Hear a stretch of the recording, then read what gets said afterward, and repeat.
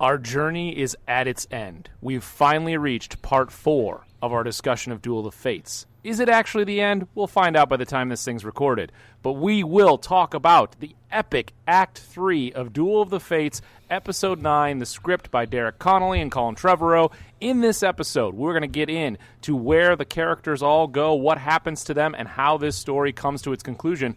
And maybe, just maybe, we'll get into another part of this pod, create something else. That's all coming up on the Droids.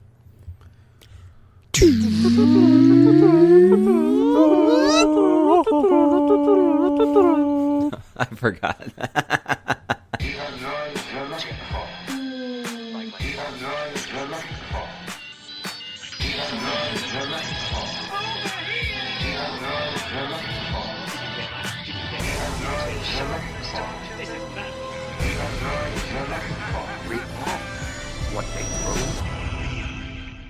Welcome back to the Droids You're Looking For, a Star Wars podcast. Alongside Chris, Ryan, and Sam, I am Mike, and back for part 4 of our discussion of Duel of the Fates, the script by Colin Trevorrow, Derek Connolly, get into all of that, but we have a little bit of housekeeping before we get that, but we're moving fast because we know we have a lot to cover, and we've talked about doing this podcast for several weeks now. We're finally here in part 4. It's now 5 in the morning. Will it be part 4, or will we be getting beyond that? We don't know. We start this without any end point in mind. So we're hoping we get through all of Act 3, but we'll see how it goes. There's so much to talk about with this script. It's so much fun. But do not forget, this Saturday, April 18th at 7 p.m. Eastern, live.droidspod.com. Chris, did I get it right? You got it right. That's it. We are going live with Episode 4, Star Wars, A New Hope, whatever you want to call it. We will be live on Facebook, live.droidspod.com. You can watch us, join the conversation, let us know what you think of our whole discussion. We want to have you be a part of this whole thing. So sync up the movie, watch it with us, and have a great time with your droids on a Saturday night. I can't think of a better way to spend your Saturday night than with 4 beautiful strangers talking about the thing they love. And since or with 4 strangers, considering the current three beautiful strangers and one other stranger, considering the current situation in terms of social distancing and quarantining, I mean your options are so depleted that why not? Why not? If you find yourself literally staring at a wall, this is better than staring at a wall. Look, you're out of episodes of Friends. You've already been through all of Bake Off. Okay, you've seen The West Wing 3 times. All right, now and where do they stream the Sandpiper Airlines? Oh, that's on Hulu. That's on Hulu. Okay, so maybe you maybe don't have a Hulu account, right? So maybe you don't because have if Wings. they do, we're toast. Because you don't. If they have a Hulu account, and they can watch Wings. We're toast. We're done. This we is can't what I'm compete with saying. that. I know. We can't compete with guys. I know our audience, all right, and they are flyers, okay, and so they want to. I know what they're watching, and if you can't watch Wings because you don't have a Hulu account, tune in live.droidspod.com, right? We got Bon it. appetit. Mm-hmm. Yeah. Live.droidspod.com. Get in there. We're going to be flying. We're going to be flying all over the galaxy, out to Alderaan. We'll see if it's still there this time. We'll talk all about it. It'll be fun. It's gonna be great. We'll have the time code up on the Screen. The screen, there it is. And I didn't know how long you we were could going to follow be here. along. You could sync there. And if you're like in the ballpark of the time, we'll be doing it on Disney Plus. Is that true? Yes. Yeah. Yes. We're going to be watching the McClunky cut. So How has it not been called that by now? I don't know. Yeah, you have McClunky cut. Chris, Yeah. you said that we're all strangers here. I think if you're a longtime listener of the Droids, you're not a stranger. You might as well just be family. Wow, there it is. Official tip of the cat to all our listeners. All Mike our has family. adopted all of you.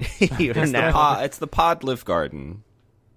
Podlive Garden. When you're here, your family. There it is. Exactly. The Podlive Garden.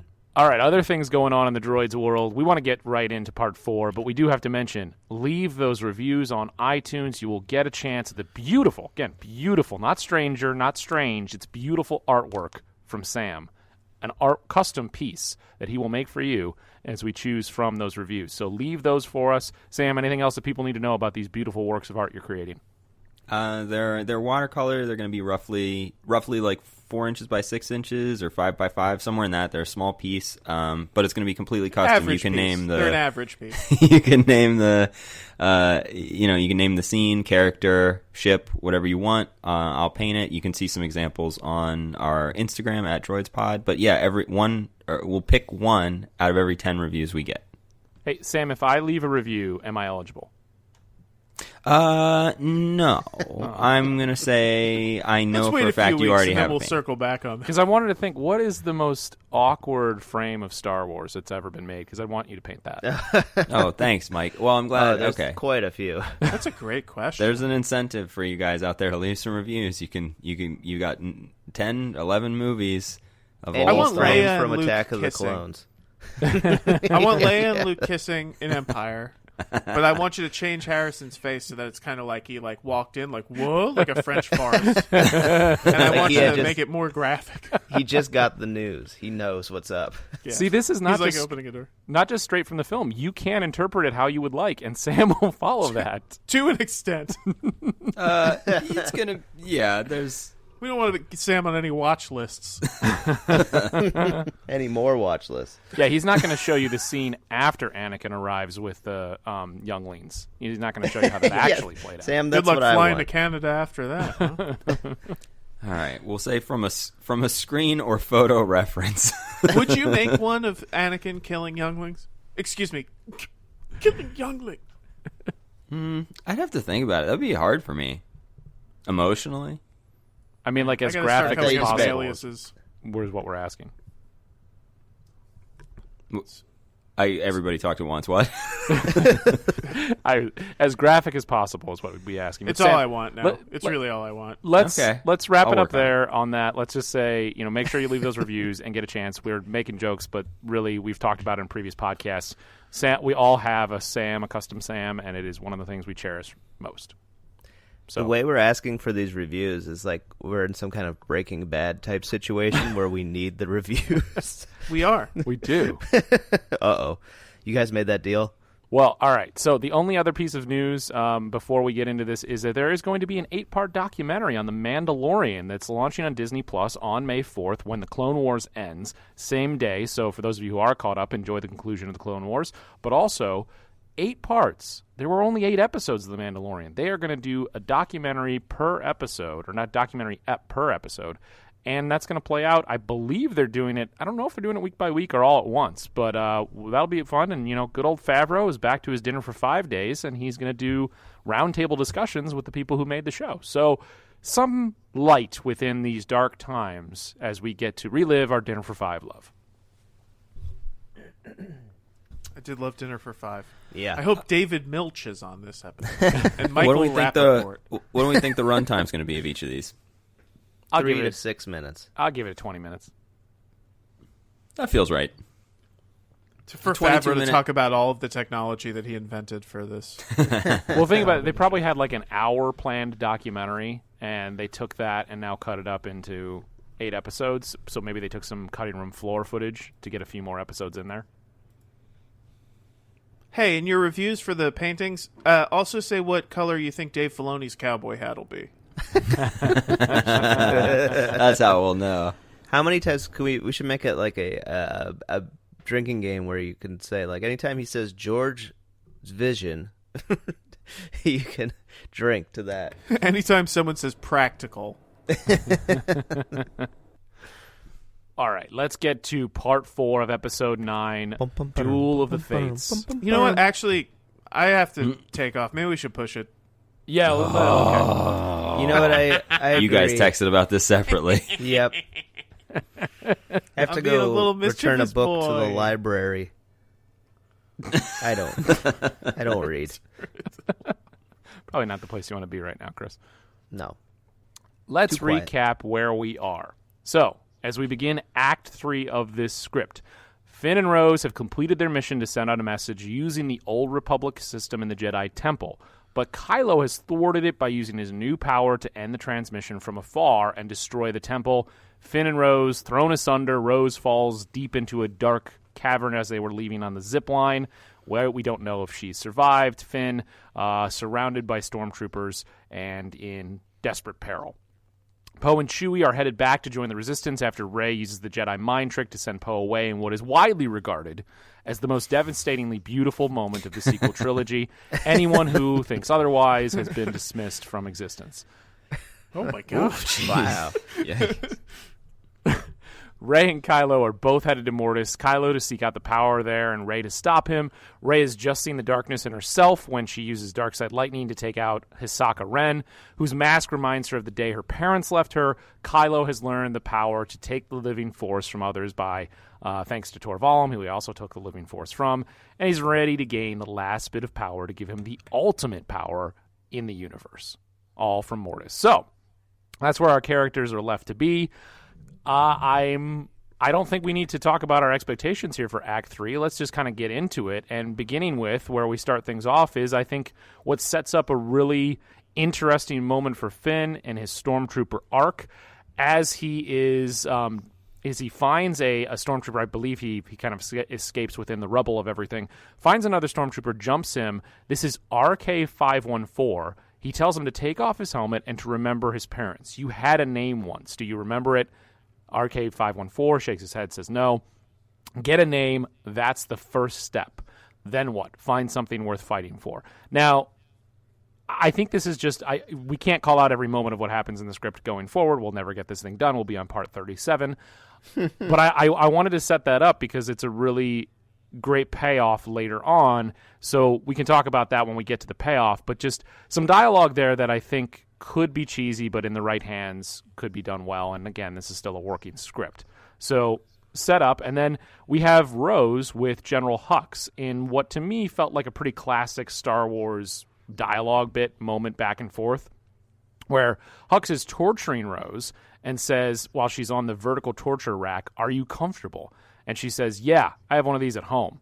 And then he asks for the codes to the Eclipse. She says, they told me to pick something easy to remember, like Life Day. And again, is that going to work? It's about the performance. But then my favorite part of this is that Hux tries to use the Force to torture Rose. And she says, "You're not special, not at all." And this through line of Hux trying desperately to get the Force. We've talked about it before, master it, and then it kind of pays off really well at the end here. But that's kind of a nice little start here of Act 3 as we see both Finn and Rose taking their next steps on their story journey. I love that they even do this in Rise of Skywalker, but it's like the progression of Hux becoming more of a buffoon. Yeah. Mm-hmm. Yeah. Because he was never... in the first one, he's kind of a threat, but I think they're playing off of, Donald Gleason's strengths. Yep. Which is that he can kind of ride that line of sinister and buffoonish. And I think that I like that they're continuing on. Also, the moments that Rose gets in... we've spoken about this before. The moments that Rose gets in this script are so much better than the no moments that she got in Rise of Skywalker. And the pat on the back from Finn. The just on the Hux kind of buffoonery note, it's the kind of perfect thing to do with a Hitler analog or a dictatorial analog in a film. It's what Mel Brooks did in The Producers. It's the only kind of way is to truly take away their power is to not make those figures fearsome, but make them just like clowns, make them idiots. Right. And so the fact that he doesn't quite start at a full 10 on the comedy scale in the first movie makes it all the more rewarding to be look at how these people end up. It's really well done, and I think Donald Gleason would have crushed it. He can be so funny. I think it's nice that you planted your flag here for Jojo Rabbit, Sam. I respect that, and I'm glad that you're coming down on that side of the Jojo Rabbit argument. Well, that is where I come down on that argument. I have not seen that movie yet. I have not seen that movie yet. So I don't know. That's not a hidden message, please.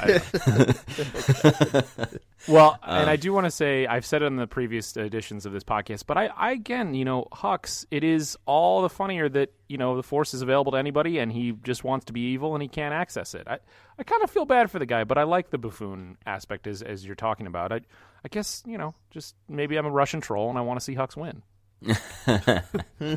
Ryan, I want to know if in describing where we opened with Finn, did that remind you of any movie that I know you and I have seen multiple times and love to hate watch?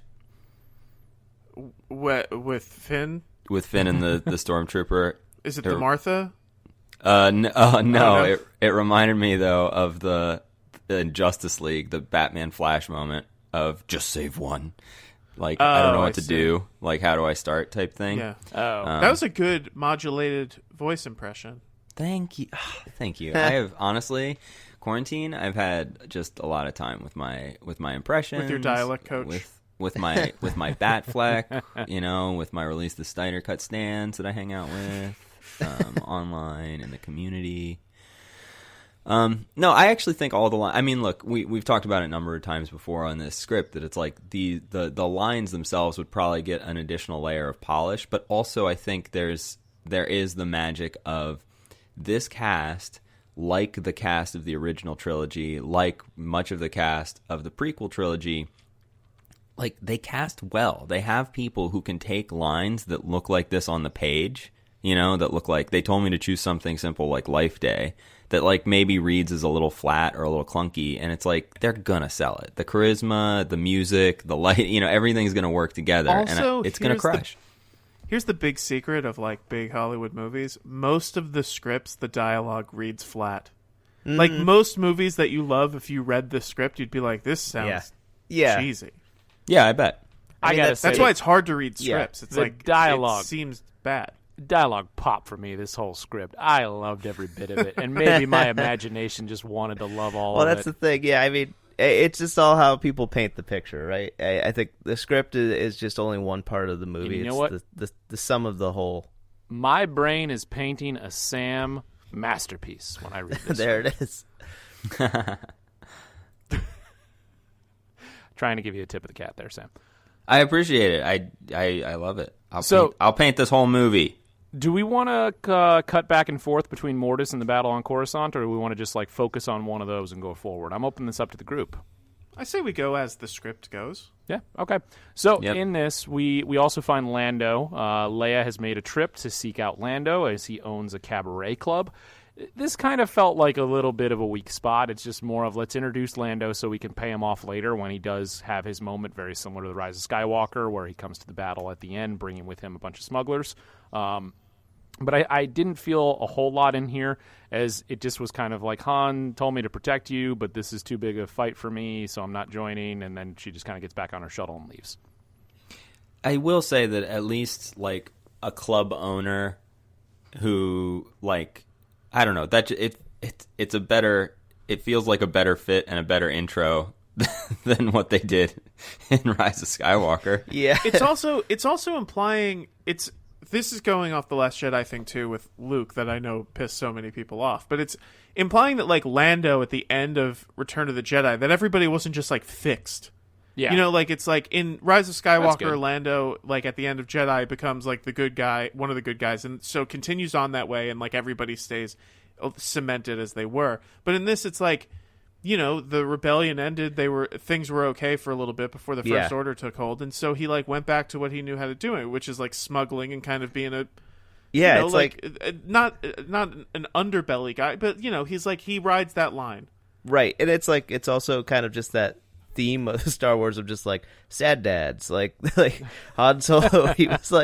he's like drifted around with Chewie and the Falcon now, and then like Lando's stories, like these guys were once heroes, but they can't live in those glory days their whole lives. Like at a certain point, they'd be like, "What do you do exactly?" Also, like, there's nothing interesting about people who are like just heroes. That's why everybody likes Han so much. Well, I didn't mean to cut you off, but there's also this thing about often the people there's something I've been thinking about recently with actually like what's going on in the real world right now, and like that we're all under this quarantine, and there's a lot of sort of misinformation, like fear around this virus that we all have to be very careful and cautious of. But like there are people who are good in a crisis. Like there are people who are good when things are bad, and thank you, they're Sam. not always who you expect.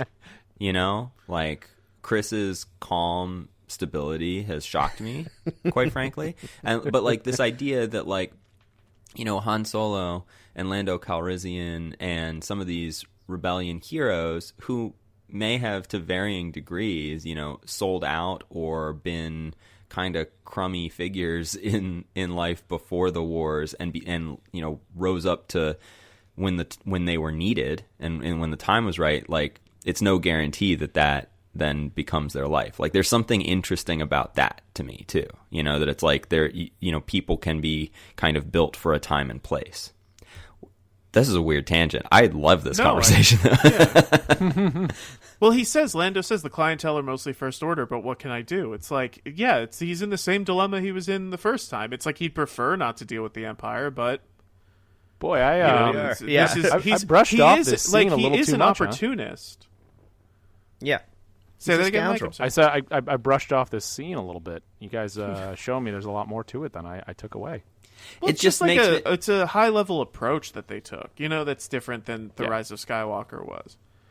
Mike, would you say there's Mortis meets the Eye? Speaking of Mortis, within there, we get back to Mortis, and when we've been talking about this script in the past, I had not watched the Clone Wars episodes about Mortis. Now that I have, and I've revisited the script again, I love the description is essentially the same as what we saw in the Clone Wars. The changing seasons, the moments where it turns like to lightning and fire, and how parts of the planet you can clearly see are so different from each other. I like that we get the description of what they see when they arrive on the planet. We then get more from there. But Sam, I know you love Mortis, and just this being the setting for this to all take place feels so well entwined with what we've been experiencing through Star Wars for the last 4 decades, but really the last 10 years with Clone Wars. And it's great that they would connect it all. It's almost like they had a plan. It's almost like they had something in mind they wanted to say rather than randomly making things up on the day they shot. Or if it was if there was what would you, I don't even know what you'd call it, but a group that was responsible for story that was weighing in to make sure things were consistent. Yeah, it was great. I mean, I think we were all, I think those Mortis episodes on Clone Wars were one of the moments, much like I think the entirety of The Last Jedi, the entirety of Empire or Phantom Menace, where you have this big leap in Star Wars lore. You have this big leap in what the world and the world building is, and it was really exciting to get there on the Clone Wars series. And I can only imagine, because that was new for me within the last 3 months that I kind of reached that point in the series, because look, listeners, we're way behind on this. We kind of slept on Clone Wars for a while, but that was so exciting, and the idea that so many people wouldn't have seen it.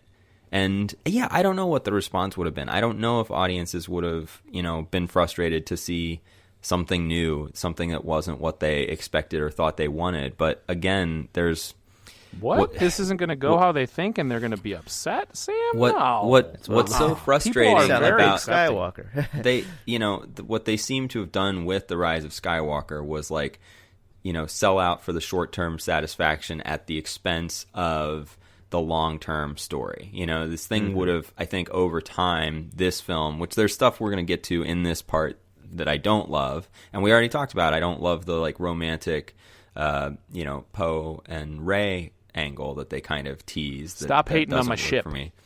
But it's no room for on that ship. Whatever form this film would have taken, I think, in the 10, 20, 30, 50 years down the road, it would have served the story better than I think. I think in 20 years, or 30 years, when whatever it is, when the next generation of people is discovering Star Wars, I mean, I think it's going to be, people are really going to scratch their head, and they're going to be I can't believe they ended with this garbage film of Episode 9. Well, what Episode 9 as it exists kind of ends up doing, and I'm not saying it undoes the joy of The Last Jedi, but in terms of canon, what it kind of ends up doing is just kind of nullifying the sequel trilogy.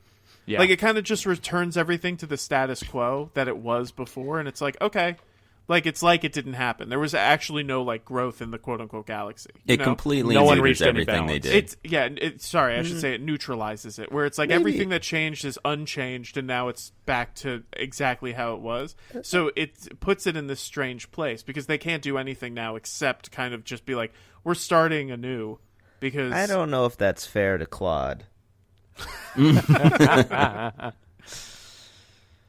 Well, I think, Sam, you bring up a good point. I think people would be excited to see a new setting, and if you weren't familiar with Mortis, it's a cool enough planet, and they would do it in a way that visually awesome. it falls in the themes of Star Wars of each planet kind of having their own thing, and it's also cool that Mortis is like all of the seasons, because you usually have like a desert planet, an ice planet, a green planet, and now it's like, oh, this planet is everything and nothing. As opposed to Exegol, which was just nothing.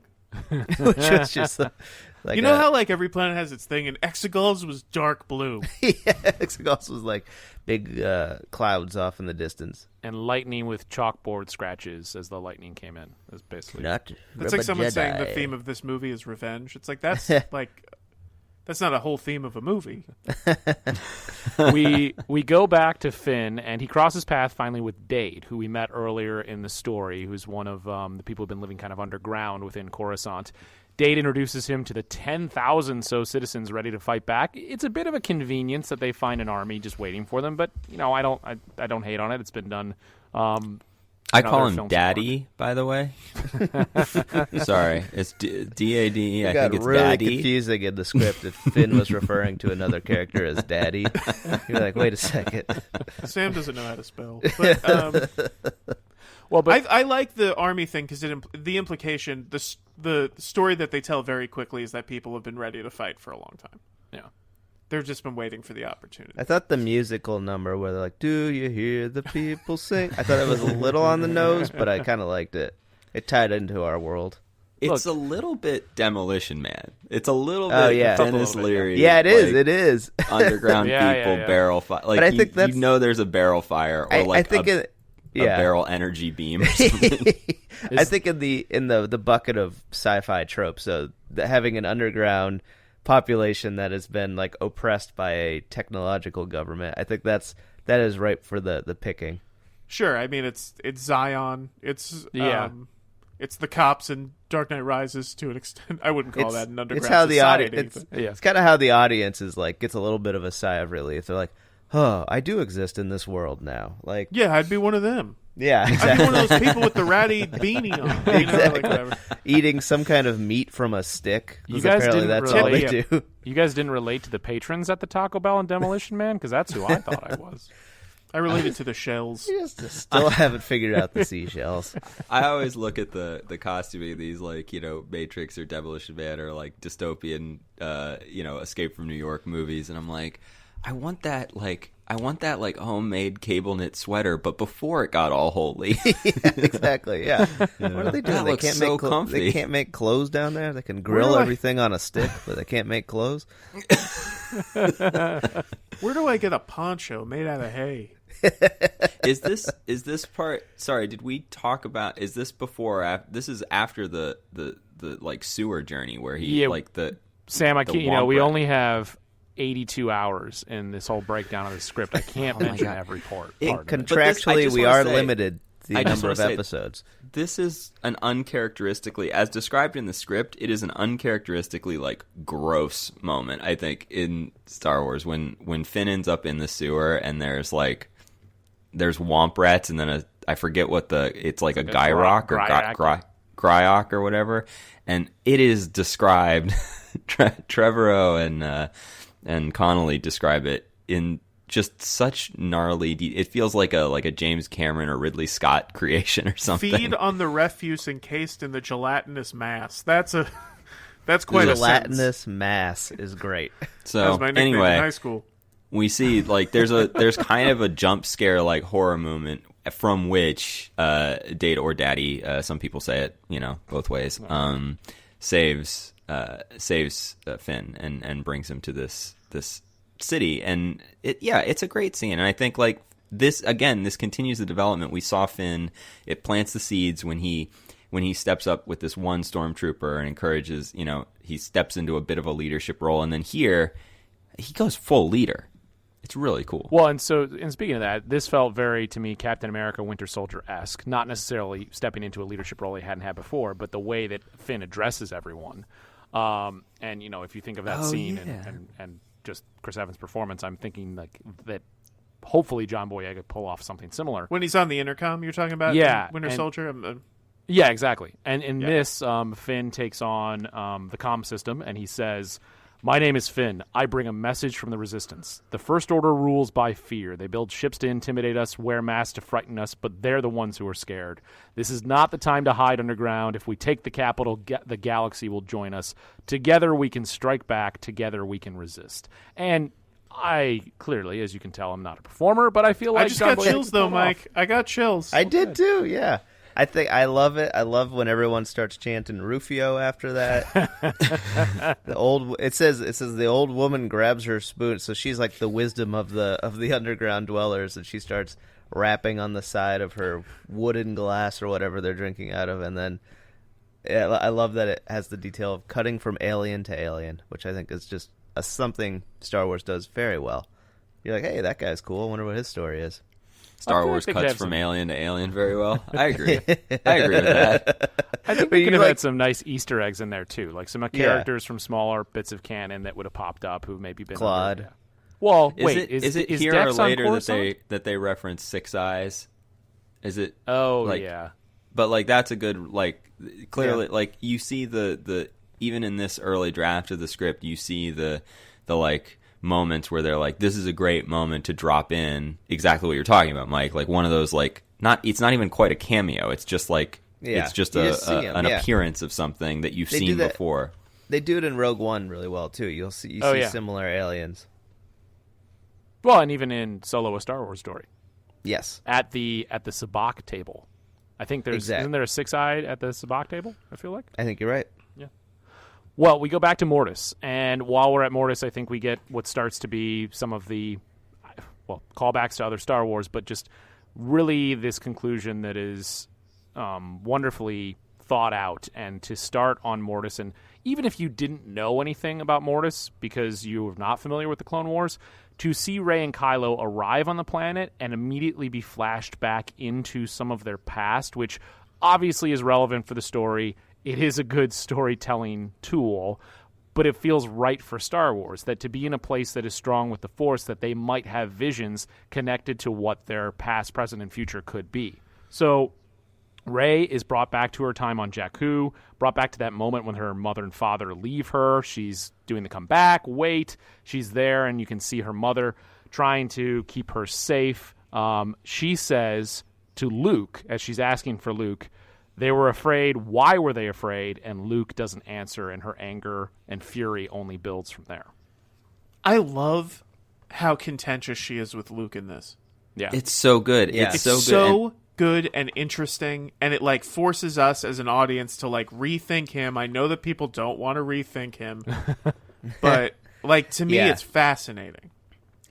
I mean, it's also it's a Garden of Gethsemane moment, you know. Mm-hmm. It's like it's the why have you forsaken me? It's like what am I meant to, like, you know, it's that feeling of why me? When you're truly all alone. And it's like we've seen her find Luke, we've seen her draw him out to actually help her. We've seen him give, at this point, you know, his greatest sacrifice and the greatest display of Jedi power that we've ever seen in any Star Wars, in the coolest moment ever, the best thing that ever happened, and people are conflicted about it for some stupid reason.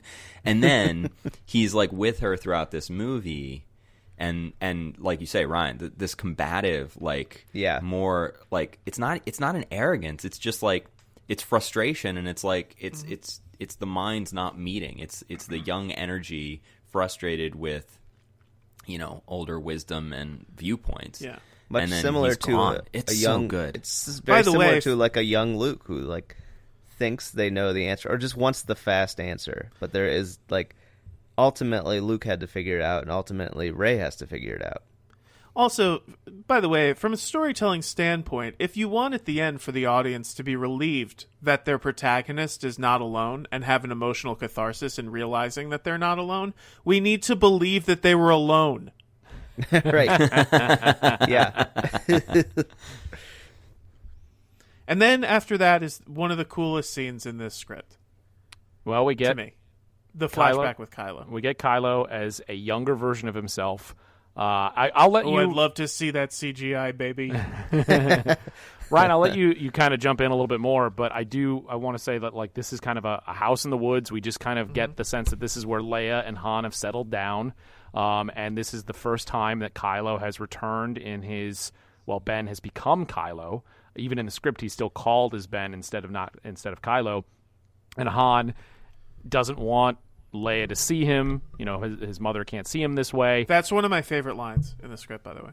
Yeah, and your mother can't see you here, not like that. Well, it's so in terms of what we've been talking about, and not deconstructing our heroes for a meta sense, but in terms of continuing on with the people that they are, despite small changes they've undergone.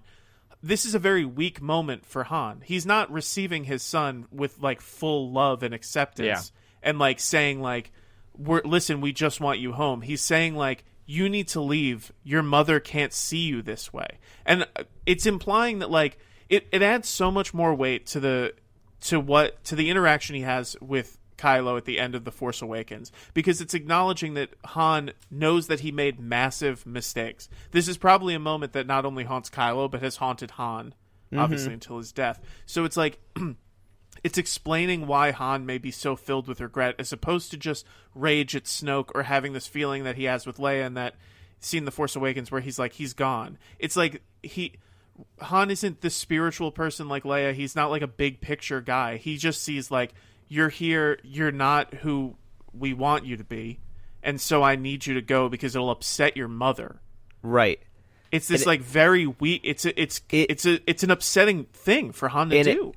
I think it strengthens what's set up in The Force Awakens upon their like reunion. It's like you get to see like, oh, there's more weight than we know behind their reunion in The Force Awakens. Also, think about. I mean, I think it adds, if even possible, because Adam Driver's so good, more emotional depth to Kylo. Could you like maybe he was going and like deep down inside he was thinking like I just all I need is for them to like talk me out of this. He's doing this for the reaction. He's almost the way you would at 17. Yeah, he shows up like a rebellious teenager. Yeah. It builds that feeling that I think really good movies have. That is, when you're watching it, no matter how many times you've seen it, you do not want to believe the thing that happens.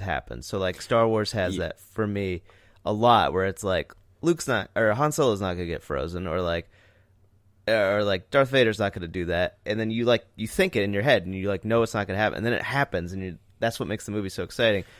That kind of scene with Kylo, it's like, oh my gosh, if they just made one small change in his life or something like that, he wouldn't have become Kylo Ren.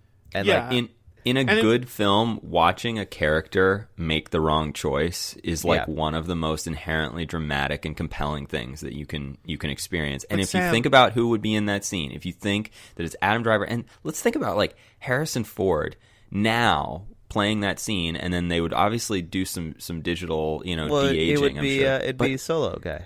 But Alden, what a oh my god! If it was Alden, I don't think they'd have to do that much de-aging. It's only supposed to be like 10 years earlier. He's like an old guy. Well, I'm just saying they would do something, but decrease like the crags in his face. Harrison Ford has, he's doing a little bit, I feel like, of the Bill Murray thing of like doing less the older he gets, and it's better. Do you know what I mean? Where it's like if you watch Blade Runner 2049, where it surprised me. Like, I didn't remember that Harrison Ford could be that good. I knew he could be that charismatic, but I didn't remember he could be that good. He's and it's aged in such a way, like Bill Murray, where like his face is the story. Yeah, Exactly. 100%. Clearly, but none of you saw Jackie Robinson, where he played Branch Rickey. I mean, Harrison crushed that performance. Or that movie where he is working around the clock. One of the but Morning I Glory. think it's also it's this wonderful comment about like the kind of the typical like emotional deficiencies of like men and sons, and like of the generation that Han Solo like comes from in terms of our real world. you know, like how men were perceived then. And they're sitting there in this like traumatic moment, and all they're doing is talking about how the mother feels about this.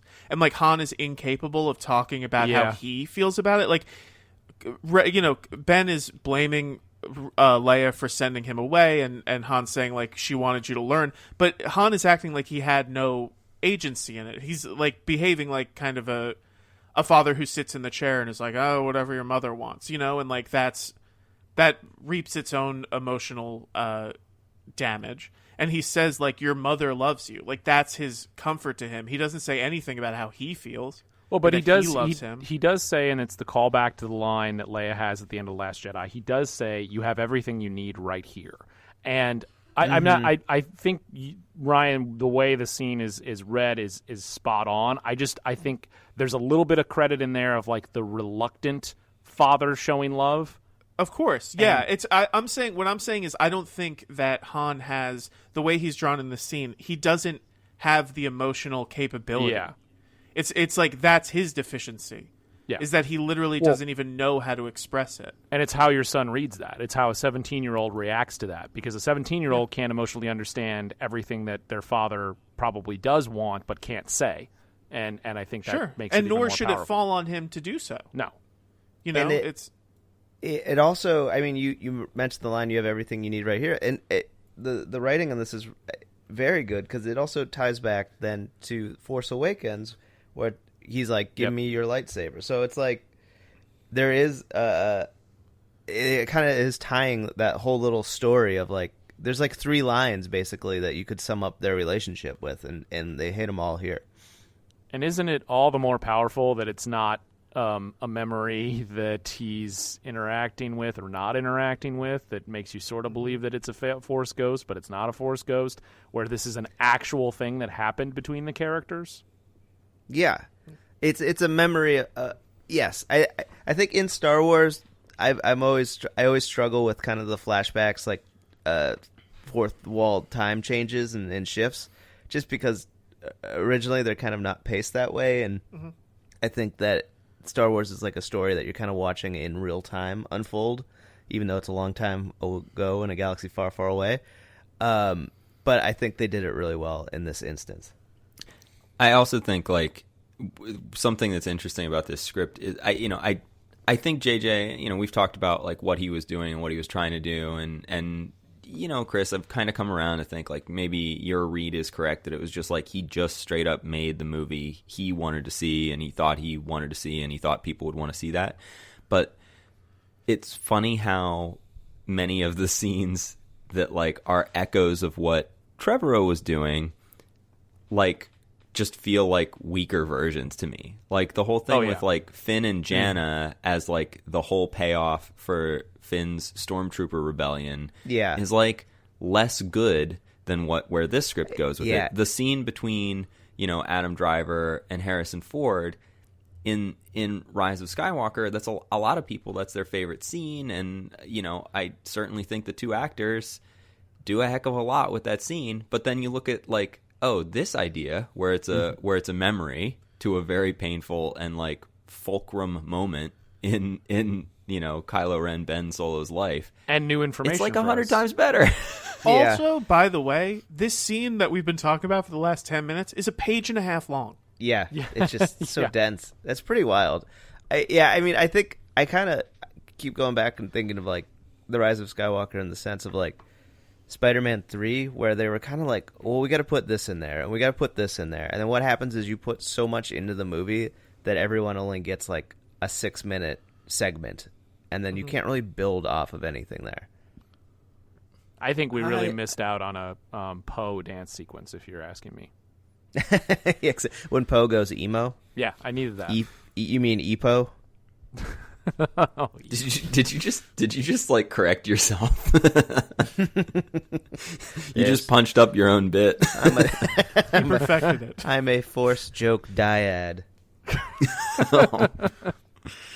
All right, it is tough to move on from this scene because I think there's still even more we want to focus on. And that'll on do it for the droids you're looking at. But I'm very sad we didn't get this scene. I'm very sad it wasn't filmed. And there's so much in this script that I would have loved to see actually come through. You know, you think of a fulcrum point, as you say, Sam. What was that moment where someone said, we can't do this script? Can we go back there? Can we change that? You know, because there's a lot of things a lot of people would change in the last 4 years. But if there's anything I'm changing, it's just to get this script made. If I had time travel, I'm not stopping the 2016 election. I'm making this script happen. I like it, Mike. Well, look, Yikes. I mean, look. I even let JJ direct this script. I don't care. Yeah. Actually, yeah. You know what? And it's Derek Connolly and Colin Trevorrow did get writing credits on The Rise of Skywalker because of probably, 3 different things in here where he took it and, like you said, Sam, made it a thing that was less than. I'd say that was just the work of really good agents. Yeah. You put her name And on Colin this stuff. Trevorrow very classily donated all of his residuals to charity. Yeah. You know, Because we he were felt really he too was hard not on the involved. guy. You know, I think when we heard he was directing 9, I was very negative, and I Oh, apologize. I still don't think he's an interesting director at all. I just think that there's a much better script than what we got. Well, yeah. He is my best friend and the greatest director of all time. I do wonder. I always get so curious about like when there's films at this level. Anytime you can see a script, you know, I'm like, who wrote what? Like I mean, it's the unanswerable question of like who wrote what. Like I'm kind of curious.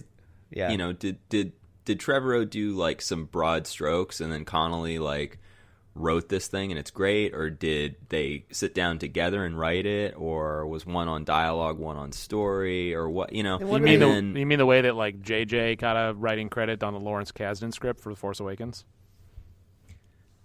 I mean, I don't know how that happened or how much. I'm just saying. We saw The Rise of Skywalker. JJ is a director of a, you know, he's a director who can like command the like written and directed by, which is what he wants. And I think, you know, or I mean, I guess he doesn't do written and directed by, but he gets the writing and directing credit on his He's movies only at this point. written/directed one movie, which was Super 8. That's the only thing where he has the sole like written and directed by credit. Right. So I was correcting myself to say like it's not like it's not that literal credit. It's but he wants writing credit on. And what's he using? I was Is it a double MacBook correcting you Pro? to let you know that I knew you were Is he wrong. writing on a MacBook Air? Maybe one of those Based iPad on his keyboards? TED Talk, he loves Macs. There's a lot of Macs in Felicity. There's like parts of Felicity where it's just Mac commercials. That they didn't even have to pay for because Those everyone all just uses colorful it anyway. iMacs. Yeah, exactly. Yeah, it's the old G3s. I think that I would be interested to see a documentary about them just writing Star Wars. There's some of that on the prequel documentaries with George Lucas, like how he's literally sitting at the computer writing it with his notebooks. Can you imagine one of those like Breaking Bad podcast like style, gosh. like if they just did a breakdown for each movie with if you could get like the actual creators, you know? Oh my gosh, yes. The Last Jedi would be Ryan in all these conversations with the story group, and then Rise of Skywalker would be JJ and Chris doing it on their own. Well, according to the art of The Last Jedi, both kind of The Force Awakens and The Last Jedi were written in relative like bubbles with the story group, but they were kind of like their own little side pockets because they didn't have any reactions to any of the movies except the originals yet. I wonder if they should have just written the third one in that same time period. Well, they wrote the third one before The Last Jedi came out. So they essentially had the same experience that Ryan did, which is he had the script and whatever footage they had seen. But the difference is that the movies weren't released, so they didn't have like the reaction base yet. Oh, you're saying because but there what was I'm saying, no movie? Yeah. What I I'm get saying with this is that wasn't there had been no reaction to The Last Jedi yet. No, well, for this. But there was reaction to The Force Awakens. I think there was. Right. According to the book, there was. The book positions itself as saying The Last Jedi was unique in that fact. But Chris, But he did go back and do rewrites on The Last Jedi to include the newer characters more. Yes. But what I'm saying is, I think that there's more of a purity to this script because this draft is dated before The Last Jedi came out. Yes. So there was no reaction to that. They were reacting to the story and going on what they thought was interesting. Yeah. The Duel Fate script. Sorry, I was mixing up with The Rise of Skywalker. Because this was a year before The Last Jedi. The Rise released. of Skywalker was written by like a Reddit thread. All right, as we continue onward in a nice more bit of kind of callback, Finn commandeers an ATMT. We don't know what that would look like, but we imagine it's similar to like an AT-AT or an ATST. We have to believe it is. So, and can we just go back to real quick to C-3PO has a great little bit, sure, where he's walking through Coruscant, like the slums, and he goes, "I agree, this isn't the Coruscant I remember." Yeah, that's cool. I wonder how Anthony Daniels would have said he was dissatisfied with his part in this movie. I love his part in this movie. Yeah. Does he? There's so does many. he even remember Coruscant though? Didn't he have his mind wiped before? Oh, Wait, where was his wow. mind wipe? His mind was wiped after Episode 3. That Wiped is the true. protocol droid. Oh, is true. yeah. Wow. All I right, mean, throw it the could script stand away. to reason that they've been to Coruscant since then, because he has been with Leia and she's involved in the New Republic. That's true. But, yeah, I don't know. Ooh. No, Totes. Sorry. Wow. I don't think that matters. I think it's completely Sam? believable that C-3PO would have been back to Coruscant and would have memories of a good Coruscant. And that'll do it for the droid you're looking for. Wow. Well, so But I thought that was a great line. I think it's funny to put C-3PO, like, he kind of lost a little bit of that in the sequel trilogy of him being kind of like this kind of like stuck up droid who like always lived around senators and kings. It's like a nice callback, but I find it like strangely emotional Yeah. too, because it's saying, look at how the world has changed, and it's effortlessly wrapping us back into like, you remember also what Coruscant was like. Yeah. Well, it's also been that kind of discussion of class and social inequality that we saw when they came to Coruscant, and it continues because Rose mentions it, and then C-3PO mentions it. But I think this is the start of C-3PO having some really gut-wrenching moments in the third act. There's a lot more that I feel like I was welling up just by reading them as we get to it, not just thinking of what Anthony Daniels would do, but I felt it was really well conceived of the relationship between C-3PO and R2 and what happens as we move forward in the script. But we have Finn taking over, commandeering this vehicle with the Resistance fighters.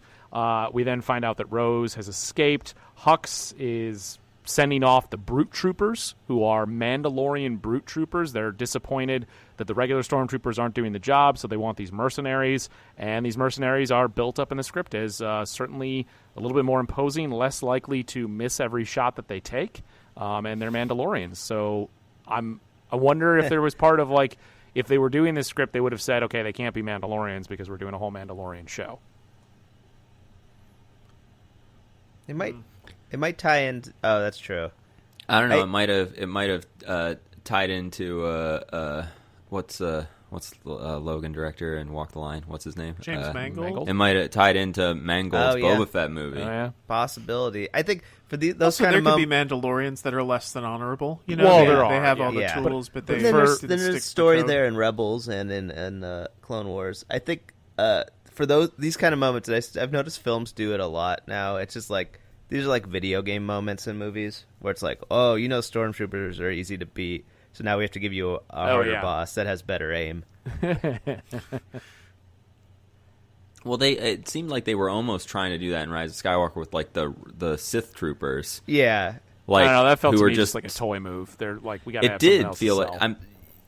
right, but it's like, yeah, these guys are stormtroopers, but they're red and they have more detail. They must be better, and it's like, but we didn't see that. They're This called movie, Sith troopers, but we don't really really understand why. they yeah, use they had Sith nothing to do with it. magic to clone. Are they Sith? No. Do they fight Sith? No. Why are they Sith troopers? do they use Sith weaponry? No. Are they surrounded by Sith? Uh-uh. We're going to find that out when Chris Terrio does an interview in 30 years from now, and he just mentions it in a side thing where, that becomes part of canon because now interviews are canon.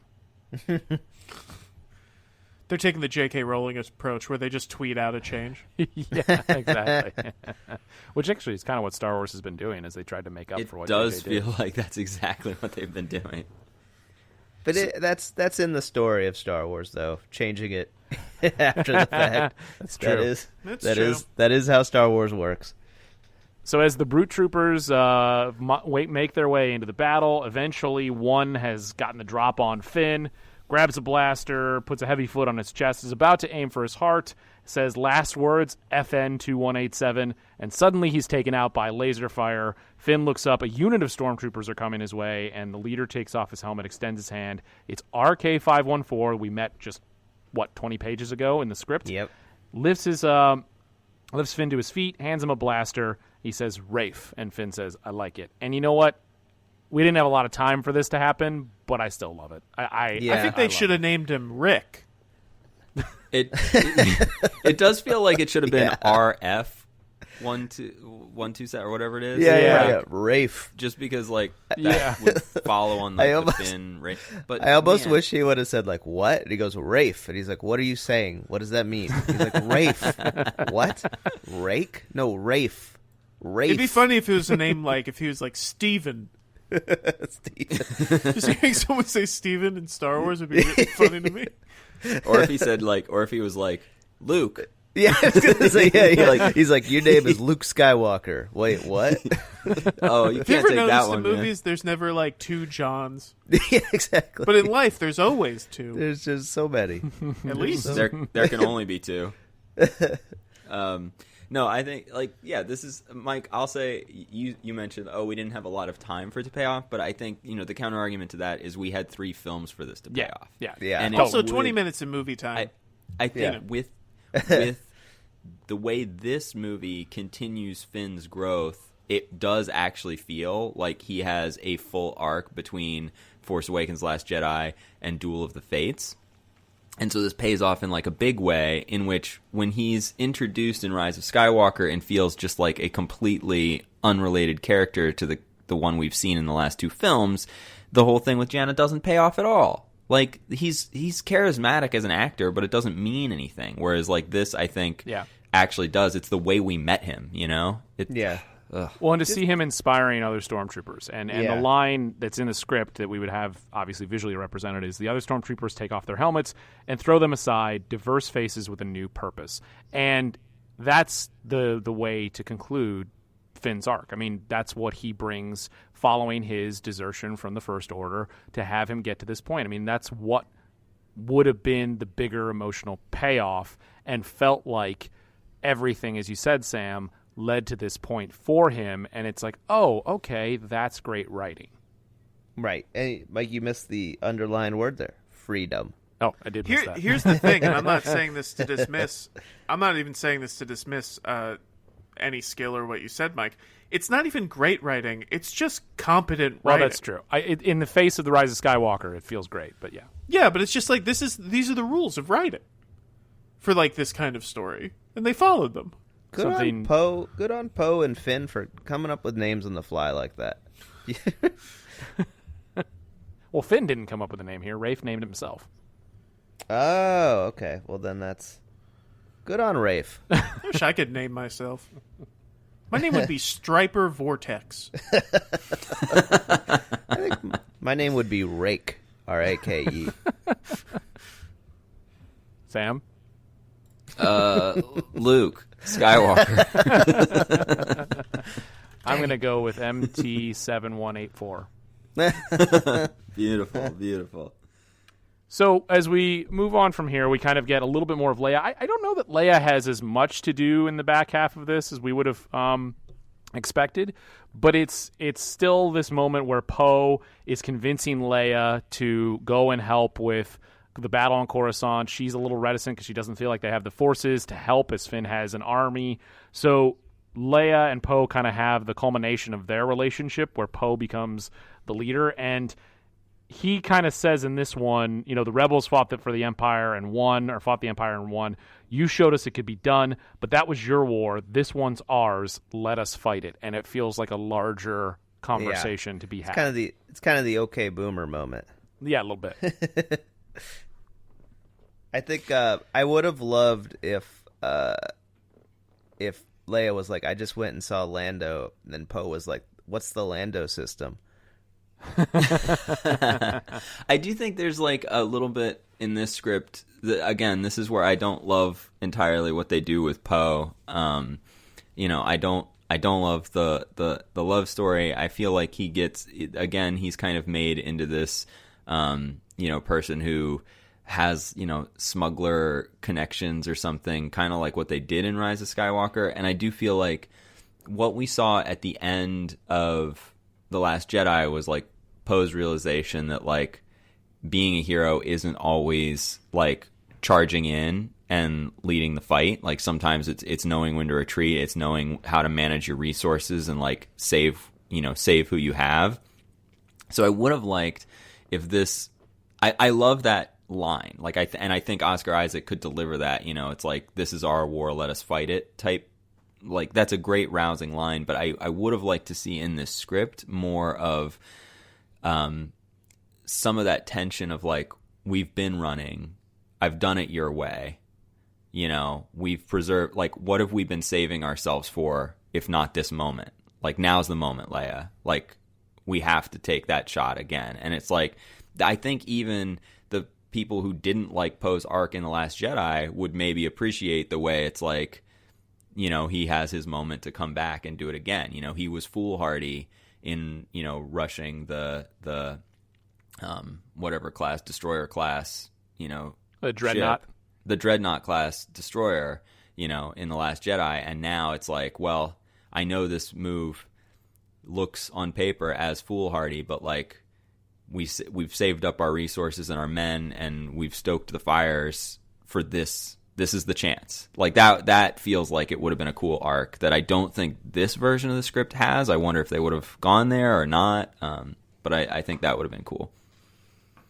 Yeah, I think you're right that it doesn't quite pay that off as well as it could have.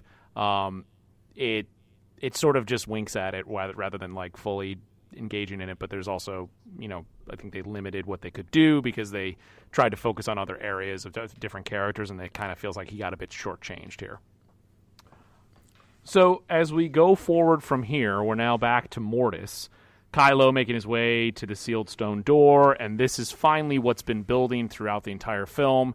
Rey and Kylo meet again, and to me, this felt so right that they wouldn't be together until their final battle.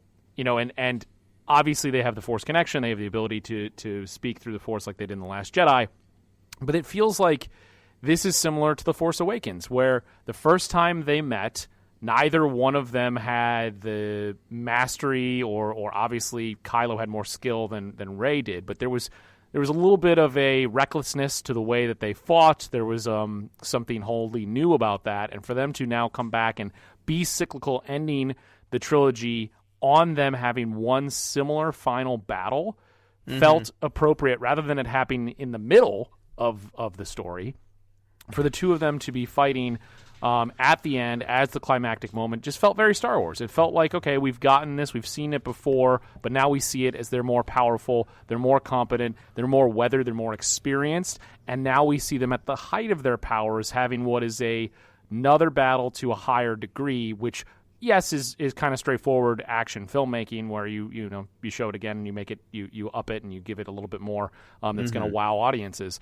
But I felt like this felt more like Star Wars than what we saw in The Rise of Skywalker in terms of the way it was structured, to have them face in the final act and have them end that way, rather than kind of way we saw it where they do come together. And it's great that they come together in The Rise of Skywalker. It's great that he's Ben again, but I prefer this. I prefer the way this plays out. I think The Last Jedi did a good thing when it kind of paralleled Return of the Jedi a little bit, when Rey kind of like volunteers herself to go to Ren, where it's like she is naive at that point and doesn't quite know like the impending doom. And so when Luke goes to Vader, it's a very similar thing where he's like, well, I can fix this, don't worry. So you need that like first run, and then you're like, well, it was so easy for her to do that relatively as logistically, and now it's like, well, how am I ever going to meet this person again and try to explain, because there's such high tensions now. And so to get them back together for like a final battle, it's like, it's arduous to get there. It's hard for them to meet up again without having this battle. So it's like when it does happen, the payoff is so great. They also never have had, so in The Last Jedi they fight together and then they split the lightsaber, but in The Force Awakens they fight, but neither of them are kind of evolved. So like Mike said, this is kind of like them at their full kind of character arc meeting Yeah. up. I'm conflicted because I would have liked to see a more redemptive arc for Ben. So that's my biggest disappointment with this it's entire my biggest script. qualm with this story, which is that's what in a world where it's between this and The Rise of Skywalker, I think this is better and more well executed, and just I would prefer it in every way. But I just in terms of what I wanted for that character, I would have liked to have seen a redemption, a more like he has like a moment, but like a more definitive redemption for him. Or I have always said that I want it to be kind of like his ending to be kind of like Frodo at the end of Return of the King. Spoiler alert. Not that Frodo was a bad guy, but this idea of like he has this redemption, but he's like, I've seen and done too much, and then he kind of goes off and lives alone. Yeah, so this was my whenever like he should I go think to Octo. This is the thought I had. Did I take that from? Is that a thought that I got from you? Sorry. Not necessarily. No, not necessarily. I don't think it's necessarily like a completely like you're more than capable of arriving at the idea. But I definitely remember like when we all immediately after seeing Rise of Skywalker, we spent like 3 weeks texting each other like our versions of the script, and one of mine was like it went differently and they ended up fighting kind of together again and they took down the First Order. But I was like at the end, rather than fall in love and rather than become a fully redeemed version, he should go to Octo, and that's where the Skywalkers should end their journey. Is like we have been too powerful, too great a swing, for good or evil in the universe. I'm going to retreat. I will do my studies. I'll live in peace, and I'll find, an inner peace. Could you imagine it's so if the last shot of this, like, movie and, like, the saga was Luke's ghost and Kylo Ren standing, looking at the sunset on Octo. Oh, that's... Two, Jedi or, whatever and Kylo Anakin would be. And whose fathers had failed them and were trying to find peace in that. And then it shows him writing in a book. And you just see the word. You see the word saying "a long time ago in a galaxy far, far away," and then he closes it. You know what? Right? I think you brought up a good point with your last shot. I was just in my mind. I'm like, if he becomes a Force ghost on the light side, then I'm like, I'm happy with that redemption, and that kind of has that Frodo-esque quality where it's like he's going to a different plane, but at least at that plane he'll be. It's like the universe forgives him. But I also think in Star Wars though, like there shouldn't be that kind of definitive ending, and there's always something to like look out. So if he is alive, then there's just like that just is like a gift as a writer to the audience where it's like, well, there's more stories here now, and so like it just kind of plants that idea in your head of like, oh, what's he doing on this island? Like, I don't know, maybe he starts a school for the maybe he saves younglings, or maybe he just spends his life like getting to understand the Force in a better, in a more complete way. He could Hamilton it. Maybe he like starts an orphanage, and like because his grandpa killed a bunch of younglings, he's like, I'm going to save a bunch of younglings now. But Chris, you said is like what you set up for the fans, the fan fiction, the speculation, the next 10 years of will they make another Rey Ben movie where Rey gets Ben and brings him back from Octo? Exactly. I would have loved that speculation. I would have loved the fan art. I would have loved thinking about what that could be, and that it's a possibility that we could revisit these characters down the road. A Marvel series of comics where it's like Ben in the desert alone or something when he's 60 years old. But I think also like one of the caretakers seeing him, or someone seeing, because there are people on Octo, there are caretakers, saying like, "What's your name?" and he says Ben. Like, oh yeah. It's the same beat. It's just like the wrong character. Yeah. Well, you're right. Yeah. Yo, that's so true. But I would like going to Octo as him paying his penance for what he's done. Like to spend and you've kind of alluded to that is to spend his time reflecting and becoming more one with the Force to continue to make up for what he did. Now, as you said, Chris, he could also then like pay that forward. But I think the time he needs to spend away, and then after he's done that, to have another story between him and Rey, it would be very powerful and very meaningful. So also, I feel like it would have this perfect. So the end of The Force Awakens, I think, has a really great ending, and it's because it's all things at once. It's exciting. Yeah. It's hopeful. Yeah. It's also like a little haunting. There's something like haunting about it. Yeah. And I think with this, it's like, if that was the end of this, it'd be, hopeful. He's found redemption. He's gonna, but there's also something haunting. It's like he can never go back. Right. And there's it's he dense. Yeah, I don't want to say I don't want to compliment my own idea for the last shot. It's just I feel like all of the pieces were there for genius. Yeah, I think it was more so than The Rise of Skywalker had a moment of that for me when the lightsabers were getting buried. I like that mystery. I love when that kind of thing happens, when it's like a tomb shuts and you're kind of like, well, who's gonna find it next? I think that's a lot of fun. But I think if you would have had this moment with an actual the actual character kind of basically going in that tomb and like, well, who finds him next kind of thing, I think would have been just a blast. So we have jumped a bit ahead because we've not talked about what actually happens between Kylo and Rey. I think you can tell that Rey does come away victorious. Kylo does not win here and finish on the down note of negative evil winning. Could he? It's Rey. So we have another bit of a reveal, and this goes back to The Last Jedi and how things can kind of be taken and amplified and built off of playing a yes-and version of a script rather than just negating it completely. We find out that Rey has learned through what her visions have been that her family was afraid. And what were they afraid of? They were afraid of Kylo. And Rey says in the script, she says, "You still think I'd join you after what you did to my family?" And Kylo falters a bit, which is, I can see the expression on Adam Driver's face. Oh, me too. What he does with his mouth. Oh, yeah. Oh, yeah. And so with that in mind, we find out that Kylo killed her parents because they were hiding her from him, and Snoke had told him to seek out anybody who could challenge him, which to me plays back to The Force Awakens when he says, "What girl?" and then drags the officer towards him with the Force and chokes him and loses his contain. That's such a great way to pay off why he would care about the girl in the first movie. And then it kind of also leads to like why Han knows when Maz is like, who's the girl? Or like, oh yeah, there's just like so many little nods to it, and it's also one of so many stories that were a good story for a different time. Yeah, that's a little weird.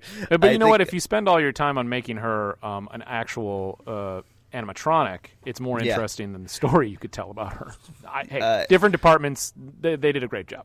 That's wild. I hadn't thought of it in those terms. This is the thing, though, I don't know. I mean, this is part of.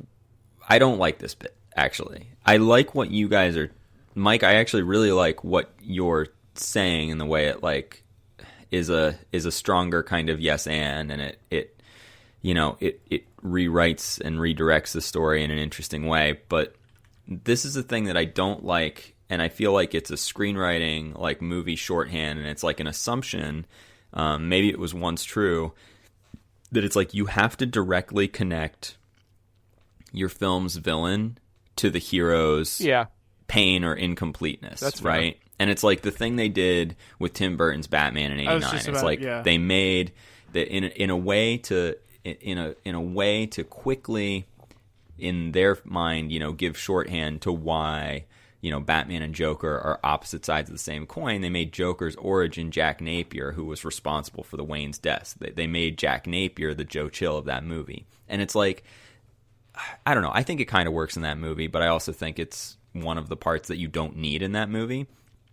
But this idea that it's like, oh, for Rey to really have a true catharsis, we have to, and get that through Kylo, we have to have Kylo responsible for what happened to her and why she is the way she is. And it's like, I don't agree, because Rey has not been a vengeful character. There's such a thing, it's one of the things we talked about the Marvel movies earlier that they get right with Captain America, is that it's like, he's a hero because it's the right thing to do.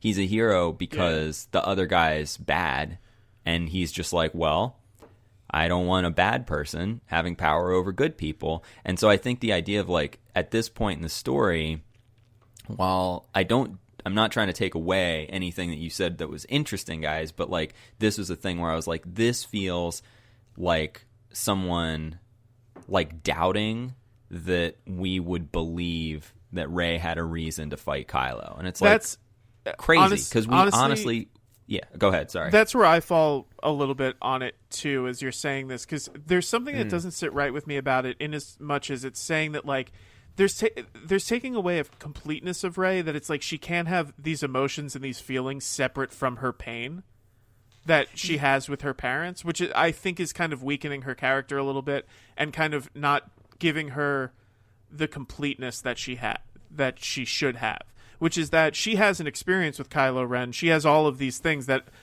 don't need to be directly connected to her parents' death or disappearance or anything. Like, that's a part of her character. It's ingrained in her, but she can have her own experiences that aren't completely informed by that. Well, yeah, and that's what The Last Jedi did well, is that it almost said, it did say very clearly, you don't need anyone else, you don't need anything else, you can be on your own, be powerful on your own. Yeah. And when she sees herself and doesn't see her parents, yeah. Yeah, and that could be a thing that's a part of you and tragic, but it's also like you can also have your own experiences that make you a complete person without it. For this to come full circle is to me a little weakening to her. But I totally agree with what you're both saying on that. I think the thing that does play out is the way they show the darkness in her, and the ferocity and the anger is tied to this in this script, and there could be better ways to do it. And so when we get to the balance at the end of this, where she's balancing the darkness and the light, we need it here, but they could have done that better, because you can show darkness and anger without it being tied to her family. Yeah, I mean, there's a moment in The Last Jedi with when they're fighting the guards that I absolutely love, which is one of the guards like spins his weapon, and Rey spins her lightsaber and lets out like a primal scream. Yeah, like she's just like in the moment and mad, and it works because it's like, yeah, she's been through a lot, and also she's in the middle of a fight. She's not spinning her lightsaber, and we're all thinking, do you think she thinks that guy killed her parents? Yeah. Like, it's like, no, she's a complete person. She has a full emotional range, and she's mad. These guys are trying to kill her. Yeah. I mean, I think it works for me in a just kind of like a kind of a Shakespearean sense. I think it's okay. I don't think it fully doesn't work. For me, that kind of part of the storyline also just like was not, I don't know, not my focus. Maybe it should have been, but I think that just goes back to the kind of like the parentage mystery thing that Star Wars is. Some people are really into that level of it, and it's something that, like, I think going into the original trilogy already knowing that reveal, I think it's kind of lost that effect on me.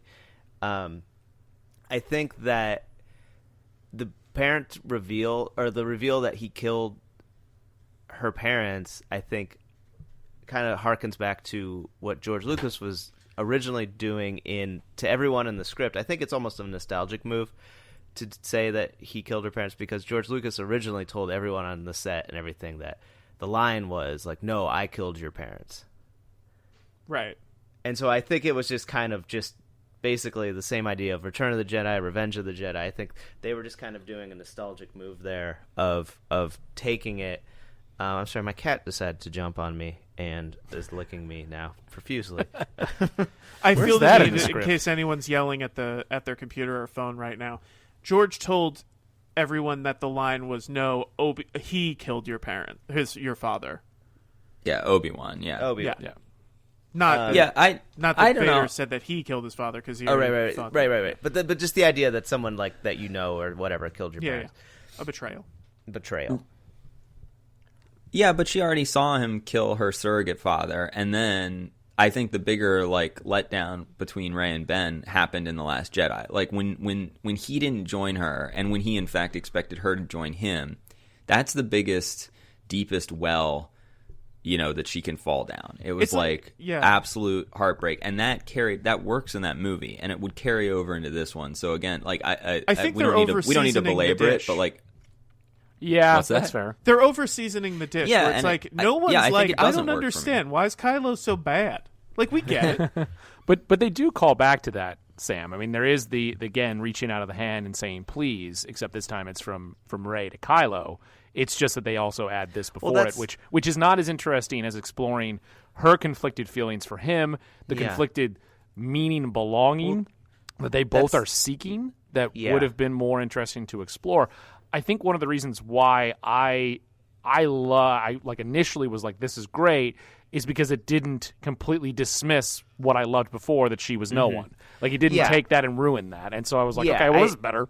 I'm with you on that, Mike. I think that would have been my main concern. I had no problems if they explored the parentage further, but I think as long as it was along the same lines of what we got from The Last Jedi.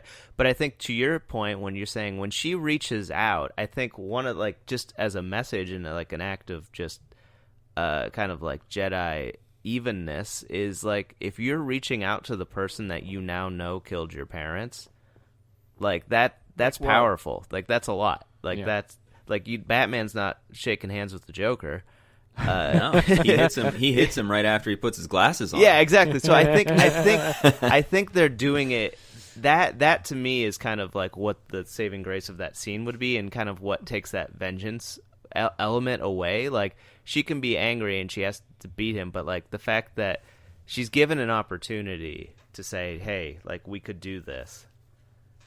It's an interesting. I mean, look, I appreciate it, and I appreciate that you like it. It's a good read, Chris, I think. Yeah, we there should. is I want to. Sorry, just to like, because we didn't actually talk about it. So they have been fighting. She has been like blinded. No, we haven't gotten to that point.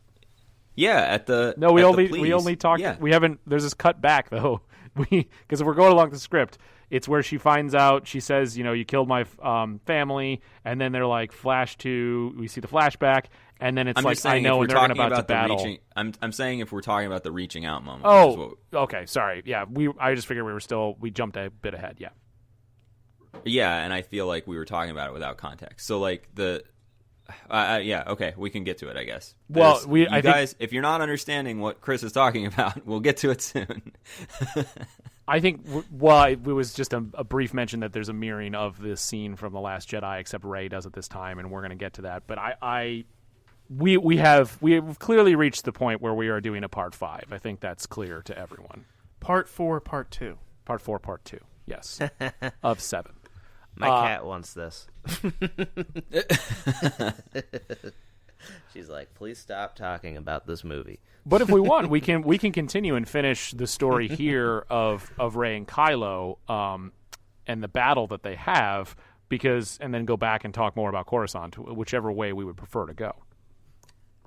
Oh, I'll let you. You should continue to lead, Mike. You've been doing great. I didn't mean to. I was just thinking about what we were talking about. Didn't have the full picture painted. So you go for it. Where do you want to go? Dealer's choice. I say, well, we've talked about the thematic stuff, so why don't we'll end part IV, part 1 here, and then we'll follow up with the completion of the plot and the other characters' arcs. All right, I think that's fair. I mean, IV part 2. There you go, guys. That's how it gets made. Now you know how podcasts there get you made. Go. You got a peek behind the sausage right there. A peek behind the sausage. I do want to say I had one note that I had written down that if Rey knew about what Kylo had done, if she knew when she was a kid what had happened to her parents, then she's basically Space Batman, or Face Bat 1, right? Spaceman. I like that. Space Bat. Space Bat I like. Space Bat. Well, then we will such a continue dope onward movie. in Duel of the Fates, Part 4.2. This never ends. Sam, how you feeling? How you feeling about where we're at? We've still got probably another 35 pages of the script. Sam's I feel great. so mad. This is look, guys. What I didn't tell you is this is so far.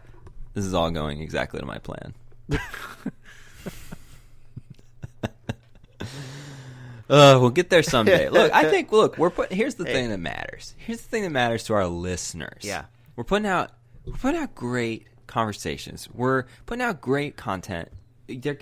We're painting for them. We're imagineering and painting a movie in their brains, and that I think should take, as long as any movie, which is 7 or 8 hours over the course of multitudes of weeks. Sam, if I win the painting contest, I want you to paint a scene for me from the Duel of the Fates. Oh, boy. Yikes. Okay, well, that's a fun challenge. I like that. If you win, Mike, maybe I'll do that. Well, considering I'm choosing the winner, I think I got this one in the bag. I want you to paint the scene in Duel of the Fates where Leia and Luke kiss and Han walks in. And Lando's there too. You know what? This is I don't know what he's up to. This is it though. It's like this is one of the last Skywalker saga nuggets that we have left too. So why not savor it, enjoy it? We always equate this stuff to some fine meals. So let this be the. I don't know what's something that lasts long when you're eating. I mean, you could do things. Certainly you could not do what pie. I do to nuggets and eat it whole. Yeah, this is the 50-piece chicken nugget to the end of the Start swallowing them like a pill. It's you stop for a while. You're like, can I do it? Can I get through this? And you have about 10 more, and you're like, all right, there's a little room left. I can do this. And then you get added another 10 more after that, and then it's another 10 more after that. Cause... Exactly. And you're like, let's go to the drive-thru again.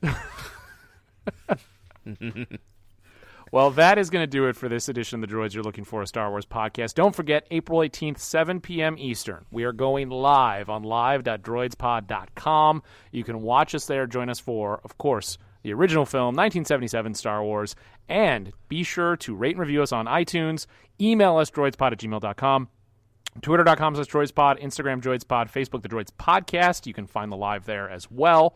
And be sure to enter those reviews in to get a chance to win a custom Sam painting for whatever scene you can dream up from the Duel of the Fates. Maybe you're just going to do your own fan fiction, and Sam will draw that for you, do a little painting of that for you. I think we get it all out there, right? I want a picture of Luke kissing Claude. Well, that will do it for the Droids You're Looking For, a Star Wars podcast. What they throw? Annie? Do you have any moof milk? I have moves, Greg. Can you milk me?